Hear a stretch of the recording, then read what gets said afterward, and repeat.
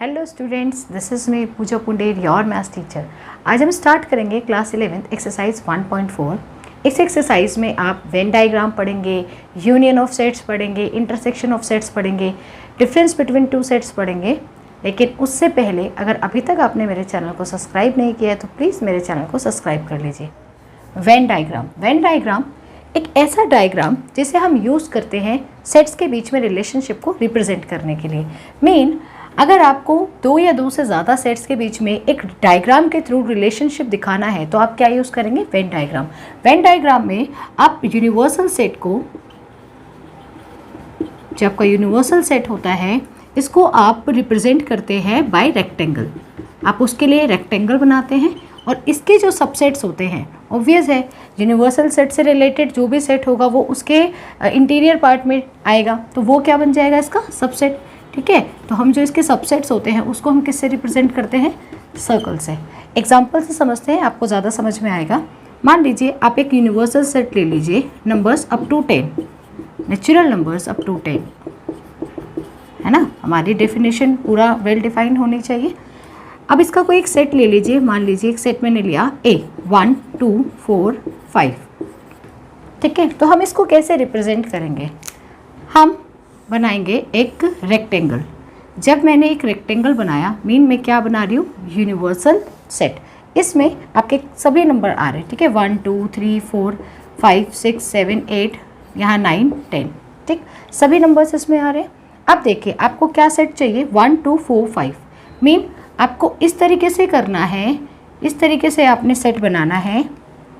मैं इनको ज़रा साथ में लिख दूँ, है ना, 6 इधर लिख लेते हैं, 1 2 4 5। तो मैंने क्या किया, एक सर्कल ड्रॉ किया और मैंने यहाँ बनाया A। ठीक है, तो ये मैंने आपको डायग्राम के थ्रू समझाया कि यूनिवर्सल सेट में तो सब है 1 2 3 4 5 6 7 8 9 10, एंड जो A है वो क्या है? एक सेट है, उसका सबसेट है। ठीक है, तो यही होता है वेन डायग्राम में, ज़्यादा कुछ नहीं है। ठीक है, इसके आगे हम देखते हैं यूनियन ऑफ सेट्स। ओके बेटा, यूनियन ऑफ सेट स्टार्ट करते हैं। यूनियन ऑफ सेट मीन आपको दो सेट्स का यूनियन निकालना है। मीन आपको वो सभी एलिमेंट्स लेने हैं जो सेट A में है एंड सेट B में है, या दोनों में है।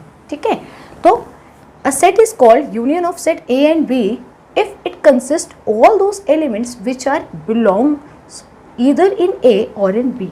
मीन A में हो या B में हो, आपको वो लेने हैं सभी एलिमेंट्स। तो एक एग्जांपल देखते हैं, एग्जांपल से आपको ज़्यादा क्लियर होगा।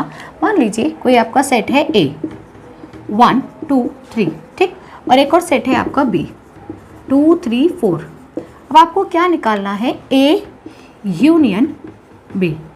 अब आप A यूनियन B ऐसा थोड़े ना लिखेंगे, तो इसका सिंबल क्या होगा? इसका सिंबल होगा आपका A यूनियन B। ठीक है, this U is denotes for union. Okay, तो A यूनियन B आप कैसे लिखेंगे?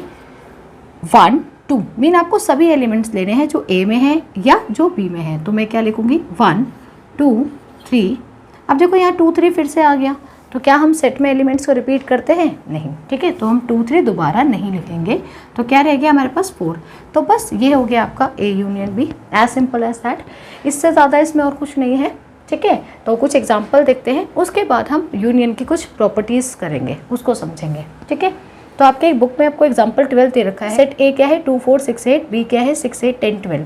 आपको A यूनियन B निकालना है। तो जैसे मैंने अभी कहा, सेट A एंड B दोनों हमें लेने हैं, तो देखिए A के एलिमेंट्स ले लेते हैं 2 4 6 8। अब क्योंकि 6 8 ऑलरेडी यहाँ आ चुका है, तो क्या आएगा? 10 एंड 12 आ जाएगा। This is your A union B। Proceed करते हैं। देखिए सेट A क्या है? अब एग्जाम्पल 13 में A E I O U, और सेट B क्या है? A I U। अब इस केस में A यूनियन B क्या होगा? देखो आप A के सारे एलिमेंट्स लिख लो, A E I O U। ठीक है, जब आप A के सभी एलिमेंट्स लिख लेंगे तो अब आप देखेंगे कि आप B का कोई एलिमेंट छूट तो नहीं गया। देखो A है, यस, I भी मैंने लिख लिया, यस, U भी मैंने लिख लिया। मीन मैंने A और B को कंबाइन करके यहाँ लिख दिया। पर ये क्या है? ये तो सेट A ही है, तो बस ये आपका शो हो गया। You have to show that A union B equal to A। तो अब इससे आपने कुछ सीखा, इससे हमने ये सीखा कि अगर हमारे पास, मान लीजिए,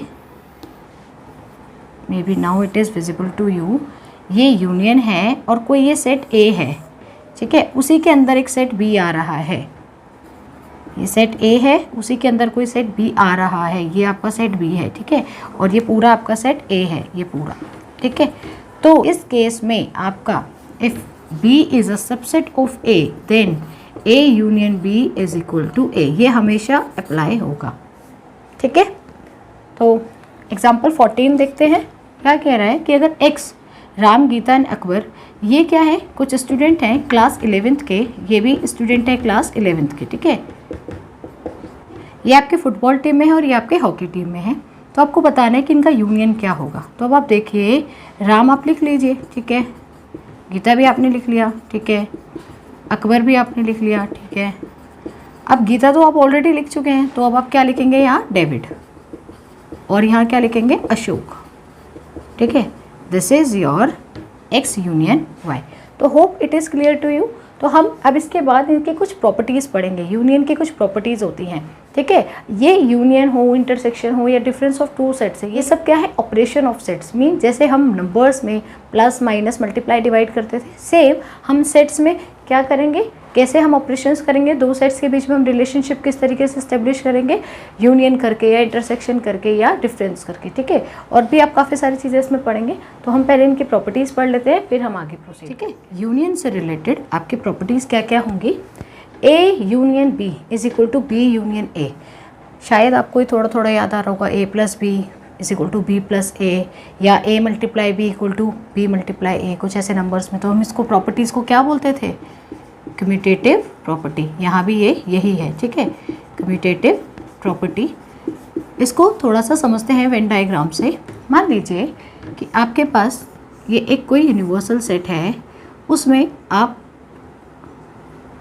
दो सेट्स ले रहे हैं, ठीक है, this is your A, this is your B. अगर आप ए और बी का यूनियन करेंगे, मीन आप सारे एलिमेंट्स लेंगे जो ए में भी है बी में भी है, तो आप या बी और ए का कर लीजिए। तो आप यहाँ से स्टार्ट कर लेंगे, ये आ गया।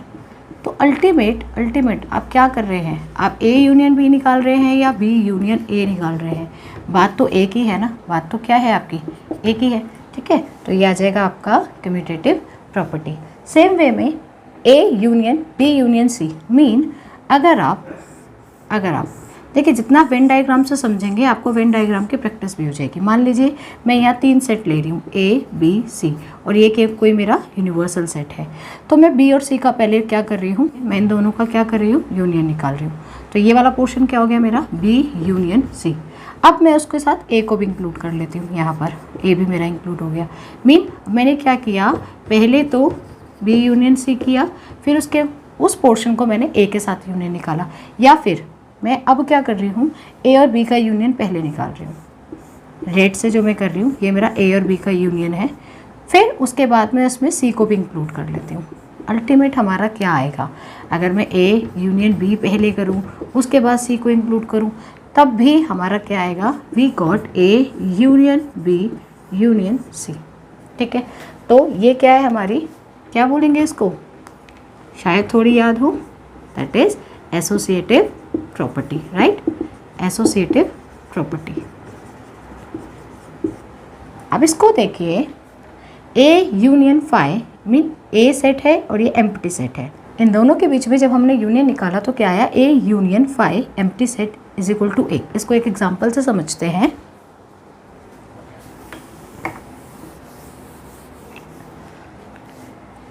मान लीजिए कोई सेट है मेरे पास ए 1 2 3 और ये 5 है, मीन यहाँ कोई एलिमेंट है ही नहीं।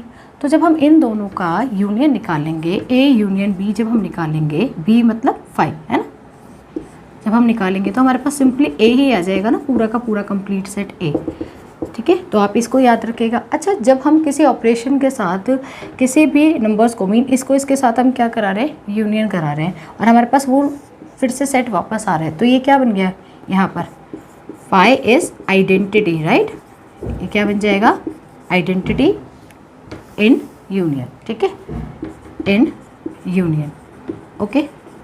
चलिए, अब ए यूनियन ए, वही सेम बात, मान लो ये ए है 1 2 3, फिर से ए है 1 2 3। अब आप इसका यूनियन निकालेंगे, ए यूनियन ए निकालेंगे, तो आपके पास आंसर में क्या आएगा, you got again 1 2 3 1 2 3। Mean A union A is what ए। तो इस लॉ को हम बोलते हैं, इसका नाम आपके लिए थोड़ा सा नया है, दैट इज आइडेम्पोटेंट लॉ। ठीक है, अपने ही साथ रिलेशन क्या है इसका, ए एज इट इज, इंटरसेक्शन में भी ये सेम रहेगा। ठीक, अब देखिए यूनियन, यूनिवर्सल सेट, जब हम दोनों के बीच का रिलेशन करेंगे, यूनियन जब हम लगाएंगे इनके बीच में, तो हमें क्या मिलेगा, यूनिवर्सल सेट। कैसे, वेन डायग्राम से समझते हैं। मान लीजिए आपका यूनिवर्सल सेट है और ये आपका कोई सेट ए है। ठीक है, तो जब मैं इन दोनों का यूनियन निकालूंगी तो कंप्लीट यू आएगा ना। ठीक है, तो ये क्या आ जाएगा, इसको हम क्या बोलते हैं, law of you. You mean universal set. ठीक है, ओके बेटा, इंटरसेक्शन ऑफ सेट्स देखते हैं। इंटरसेक्शन ऑफ सेट्स मीन जब भी कोई चीज़ एक दूसरे को ओवरलैप करती है, that is called intersection, right. Mean इसमें भी जब कोई दो सेट आपके पास होंगे, लेटेड भी सेट ए है एंड सेट बी है, एग्जांपल लेते हैं कोई एक। ठीक है, मान लो कोई सेट ए है आपके पास 1 2 3 एंड एक और आपके पास सेट है 3 4 5। अब देखो ये दोनों सेट कब ओवरलैप हो रहे हैं, मीन कौन सा ऐसा एक एलिमेंट है इनका जो दोनों में है, दैट इज 3। तो बस यही है आपका ए इंटरसेक्शन बी। ये जो आपका साइन है, this sign is called intersection. ठीक है, तो देखो इसके डेफिनेशन में भी ये क्या कह रहा है, a set is called intersection of set A and B if it consist all those elements which are belongs to both set A and set B. Mean उसको दोनों में होना पड़ेगा। ठीक है, तो इसकी डेफिनेशन अगर मैं लिखना चाहूँ तो क्या आएगी, वो एक्स जो सेट ए में भी है एंड सेट बी में भी है। ठीक है, तो इसके लिए, इस केस के लिए आपका ए इंटरसेक्शन बी क्या बनेगा, ओनली एलिमेंट 3। ओके, कुछ इसके एग्जांपल्स हैं, उनको देखते हैं जिससे आपके कंसेप्ट और अच्छे समझ में आ जाए। देखो क्या है आपके पास 2 4 6 8 और यहाँ बी क्या है आपके पास 6 8 10 12। तो आप देखो यहाँ पर 6 8 6 8, ये दो एलिमेंट ऐसे हैं जो दोनों सेट्स में है, बाकी और तो कोई एलिमेंट नहीं है। तो ये हो जाएगा हमारा ए इंटरसेक्शन बी। ठीक है, example 16, Ram Geeta Akbar and Y क्या है आपका, गीता डेविड अशोक। ठीक है, अभी इसी से रिलेटेड हमने पहले भी एक एग्जाम्पल किया था, राइट। अब इसमें आपको क्या निकालना है, वहाँ पर आपने निकालना था यूनियन, यहाँ क्या निकालना है, इंटरसेक्शन। तो आपको वो स्टूडेंट ढूंढना पड़ेगा जो दोनों सेट्स में है, मीन वो जो दोनों टीम में है, ये हॉकी टीम थी और ये आपकी फुटबॉल टीम थी, है ना। तो अब कौन सा एलिमेंट है ऐसा, दैट इज गीता। गीता, ठीक है, एक ऐसा एलिमेंट है जो दोनों टीम में है। ओके, देखिए एग्जाम्पल 17 क्या कह रहा है, ए क्या है आपके पास 1 2 3 4 अप टू 10 और बी क्या है 2 3 5 7। आपको क्या निकालना है, ए इंटरसेक्शन बी। तो वो एलिमेंट ढूंढिए जो दोनों सेट्स में है, 2 राइट 3 5 एंड 7। इसके अलावा तो और कोई एलिमेंट नहीं है। तो देखो क्या आ जाएगा आपके पास 2 3 5 7। अब जरा ध्यान से देखो, ए इंटरसेक्शन बी 2 3 5 7 क्या है ये, this is equal to B. यही तो आपको शो करना था। ऐसे ही हमने पहले भी एक चीज़ शो की थी ना, आपको याद होगा, that A union B is equal to A. उसमें क्या था आपका, B is a subset of A, है ना। इसमें क्या है, A intersection B is equal to B. तो इसमें ध्यान देने वाली बात ये है कि अगर कभी भी बी ए का सबसेट है तो उसका इंटरसेक्शन में आपके पास क्या आएगा, ऑलवेज बी। ठीक है, तो जैसे हमने यूनियन से रिलेटेड प्रॉपर्टीज़ की थी, सेम वे में हम इंटरसेक्शन से रिलेटेड प्रॉपर्टीज़ भी करेंगे। ठीक है, तो उनको स्टार्ट करते हैं। तो देखिए बेटा, ये क्या है, some properties of operation intersection. Intersection से रिलेटेड कुछ प्रॉपर्टीज़ हैं, ये अभी हमने यूनियन के लिए भी पढ़ी थी। ए इंटरसेक्शन बी और बी इंटरसेक्शन ए दोनों क्या होते हैं, इक्वल होते हैं। ठीक है, तो ए इंटरसेक्शन बी, इसको आप ध्यान से समझिए। मान लीजिए सेट ए है और ये मेरे पास सेट बी है, ठीक है, और ये क्या है हमारा यूनिवर्सल सेट। इन दोनों के इंटरसेक्शन मतलब वो पार्ट जो दोनों में है, मीन ये वाला पोर्शन, इसको हम क्या कहेंगे, ए इंटरसेक्शन बी, राइट। तो ये दोनों केसेस में सेम होगा, चाहे आप ए का बी के साथ इंटरसेक्शन लो या बी का ए के साथ। तो इसको हम क्या कहते हैं, we called it as commutative property. ठीक है, शॉर्ट में लिख रही हूँ। ऐसे ही A intersection B intersection C, मान लो अब मेरे पास यहाँ पर एक सेट और आ गया, लेट इट बी, ये वाला।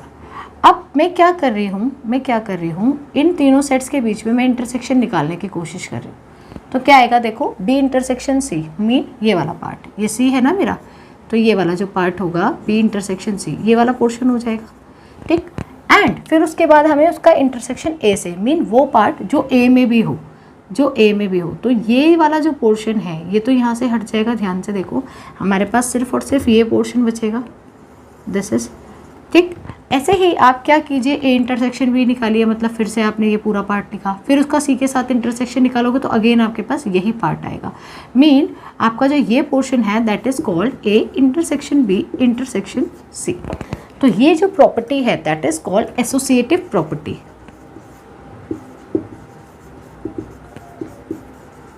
ओके, अब किसी सेट का अगर हम एम्प्टी सेट के साथ इंटरसेक्शन निकालते हैं तो हमारे पास एम्प्टी सेट आएगा, और अगर हम उसी सेट का यूनिवर्सल सेट के साथ इंटरसेक्शन निकालते हैं तो हमारे पास वो सेट वापस आएगा। ठीक है, मान लीजिए आपका यूनिवर्सल सेट है और ये आपका कोई सेट ए है। अब इन दोनों के बीच में हमें क्या निकालना है, इंटरसेक्शन। तो देखो ये वाला पोर्शन ही तो आएगा ना आपका, तो दिस कॉल्ड, ये क्या होगा आपका, law of universal set and empty set. तो मैं इसको यहाँ लिख देती हूँ, that is law of phi and U. ठीक है, ओके। नाउ अभी मैंने जैसे बताया था पहले भी, ए इंटरसेक्शन ए होगा, इसको हम क्या बोलते हैं, एडेम्पोटेंट लॉ, है ना। यूनियन में भी ये सेम रहता है। ठीक है, अब ये देखने वाली बात है, आप थोड़ा सा इसको रिकॉल कीजिए that A multiply B plus C. तो इसको हम कैसे लिखते थे, यूजिंग डिस्ट्रीब्यूटिव प्रॉपर्टी हम क्या करते थे, ए multiply B plus A multiply C, हम ऐसे ही करते थे। ठीक है, सेम वे में आपको यहाँ पर भी क्या करना है, यहाँ पे देखो ये क्या है आपके पास, इंटरसेक्शन। तो ए इंटरसेक्शन बी, फिर ए इंटरसेक्शन सी, और फिर उन दोनों का हमने क्या ले लेना है, यूनियन। ठीक है, इन दोनों का हमने क्या ले लेना है यहाँ पर, यूनियन। तो हम इसको बोलते हैं इंटरसेक्शन डिस्ट्रीब्यूट्स, इंटरसेक्शन क्या हो रहा है, डिस्ट्रीब्यूट हो रहा है ओवर यूनियन। ठीक है, और इस केस में क्या डिस्ट्रीब्यूट होगा आपका, यूनियन। देखो A union B, A union C, और फिर उसका इंटरसेक्शन। तो आप बोलोगे यूनियन डिस्ट्रीब्यूट्स ओवर इंटरसेक्शन। ठीक है, तो इसके बाद मेरे को आपको एक चीज़ और बतानी थी कि आप यूनियन को और इंटरसेक्शन को सेट बिल्डर फॉर्म में कैसे लिख सकते हैं। तो मैं इसको यही बता देती हूँ। मान लीजिए अगर आप ए यूनियन बी लिख रहे हैं तो आप इसको कैसे लिखेंगे, एक्स वो सभी एलिमेंट होंगे जो या तो ए में होंगे और या बी में होंगे, एंड अगर कोई दो सेट है और उसका आपको इंटरसेक्शन निकालना है तो आप वो सभी एलिमेंट्स लेंगे जो ए में भी हैं एंड वो बी में भी होने कंपलसरी हैं। ठीक है, यहाँ पर एक बात और समझिए कि अगर ऐसा हो कि किसी भी सेट का दूसरे सेट के साथ इंटरसेक्शन में कुछ नहीं आया, इसको हम वेन डायग्राम से समझते हैं। अगर मान लीजिए ये मेरा U है, ठीक है, ये मेरा सेट A है और ये हम कहीं सेट B है। ठीक, यहाँ कहीं सेट A एंड B, अब इसके इंटरसेक्शन में तो कुछ है ही नहीं, दोनों कहीं भी ओवरलैप नहीं हो रहे हैं। ठीक है, तो इस टाइम पर, इस केस में इनको हम क्या बोलेंगे, disjoint sets, disjoint sets. Okay, देखिए difference of sets, difference of two sets mean आपको एक सेट के वो सभी एलिमेंट लेने हैं जो दूसरे में नहीं होंगे। इसको हम एग्जांपल से समझते हैं, ज़्यादा अच्छे से समझ में आएगा। मान लीजिए आपने कोई सेट A लिया 1 2 3 4 और एक और सेट B लिया दैट इज 3 5 7। ओके, अब आपको इन दोनों के बीच का डिफरेंस निकालना है, तो वो भी क्या होगा आपका, एक सेट ही होगा। देखो लिखा है ना, the difference of set A and B is also a set which consist all those elements of A। जो A के वो सभी एलिमेंट कंसिस्ट करेगा जो B में नहीं है, which are not in B, जो बिलोंग नहीं करते B में। तो देखो 3 जो ऐसा एलिमेंट है वो B में बिलोंग कर रहा है, बाकी और कोई एलिमेंट नहीं है जो B में बिलोंग करे। तो आपको A माइनस B क्या लेना है, 1 2 4। ठीक, इसको वेन डायग्राम से भी समझते हैं। अगर यही हमारा वेन डायग्राम में होता, मान लीजिए आपका कोई यूनिवर्सल सेट है, ये हमारा A है और ये हमारा B है। अब ध्यान से देखिएगा कैसे आएगा ये, देखो यहाँ आएगा आपका 1 2 4। देखो 3 यहाँ लिखना पड़ेगा ना हमें, ये A है और ये B है अगर, तो 1 2 4 इधर आएगा और 3 हम यहाँ लिखेंगे क्योंकि वो दोनों में है ना, और ये आ गया 5 7। तो आप इस पोर्शन को लेंगे, आप इस पोर्शन को लेंगे, मीन आप A इंटरसेक्शन B को हटा देंगे। तो ये हमारा हो गया A माइनस B। ठीक, अब आगे बढ़ते हैं इसके कुछ एग्जाम्पल्स के साथ। पहले इसका सेट बिल्डर फॉर्म देख लेते हैं बेटा एक बार। सेट बिल्डर फॉर्म में हम इसे कैसे लिखेंगे, A minus B, all those elements x belongs to A and x not belongs to B, ठीक है। मीन x आपका A में तो बिलोंग करे पर B में बिलोंग ना करे, ठीक। तो एग्जाम्पल 18 देखते हैं। एग्जाम्पल 18 क्या कह रहा है, आपके पास A है 1 2 3 4 5 6 एंड B क्या है 2 4 6 8। तो आप पहले वो सब एलिमेंट सर्कल कर लीजिए जो B में है, मीन इन दोनों में कॉमन है, ठीक है। ये दोनों एलिमेंट्स दोनों में कॉमन है। तो A माइनस बी आपका क्या आएगा, सिंपली A में है B में ना हो, मतलब 1 3 5 1 3 5। ऐसे ही आपका B माइनस ए क्या आएगा, वो एलिमेंट जो B में है पर A में ना हो, मतलब आप इनको नहीं इंक्लूड करेंगे, आप सिर्फ यहाँ पे क्या लिखेंगे 8, ठीक है। मीन आप कॉमन एलिमेंट्स को नहीं लिखेंगे। अगर A की बात करें तो सिर्फ A के एलिमेंट लिख दीजिएगा जो बच गए हैं, और B की बात करें तो सिर्फ B के एलिमेंट लिख दीजिएगा। इसमें भी आप यही कीजिए, कॉमन एलिमेंट्स को आप सर्कल कर लीजिए A I U। तो जब आप V माइनस बी लिखेंगे तो आप V के वो सभी एलिमेंट्स लिखेंगे जो B में नहीं है, that is E and O। और जब आप यहाँ पे मैं लिख रही हूँ उसको B माइनस बी करेंगे तो देखिए B के सभी एलिमेंट जो V में ना हो, मीन कॉमन एलिमेंट्स नहीं लेने हैं, तो आपका ये आ गया K, क्या आ गया K, ठीक है। अब एक ऑब्जर्वेशन है जिसको हमें ध्यान से समझना है। मान लीजिए ये आपका एक यूनिवर्सल सेट है, ये है आपका A, ये है आपका B। अभी अभी आपने कुछ चीज़ देखी यहाँ पर जब आपने करा A minus B B minus A, ध्यान से देखिएगा, ये आपका A है और ये आपका B है, और ये जो पोर्शन होता है इस पोर्शन को हम क्या बोलते हैं, A इंटरसेक्शन B, राइट। अब जो हमारा ये पोर्शन बचता है, जब हम इसको शेड करेंगे तो इसमें से देखो वो पोर्शन निकल गया ना जो B में भी था, तो ये हमारा पोर्शन कहलाएगा, मैं इसे यही लिख देती हूँ A माइनस बी, ओके। और अगर मैं इसको भी शेड करूँ तो ये हमारा पोर्शन क्या कहलाएगा, B माइनस ए। तो अब ध्यान से आप देखो, क्या आपको A minus B, A intersection B और B माइनस ए, इन तीनों में मीन ये एक सेट ये होगा, एक सेट ये होगा और एक सेट आपका ये होगा, क्या इन तीनों सेट्स में आपको कोई भी पॉइंट, कोई भी एलिमेंट कॉमन दिख रहा है, नहीं। तो ये तीनों सेट्स आपके क्या होंगे, डिसजॉइंट सेट्स, ठीक है। होप आपको ये सभी चीज़ें अच्छे से क्लियर हुई होंगी। नेक्स्ट वीडियो में मैं इसकी फुल एक्सरसाइज के साथ आऊँगी। टिल देन आप इस सब चीज़ों को रिवाइज कीजिए। अगर आपको मेरा वीडियो पसंद आया हो तो प्लीज़ मेरे चैनल को लाइक कीजिए, इसको सब्सक्राइब कीजिए, शेयर कीजिए। Thank you so much.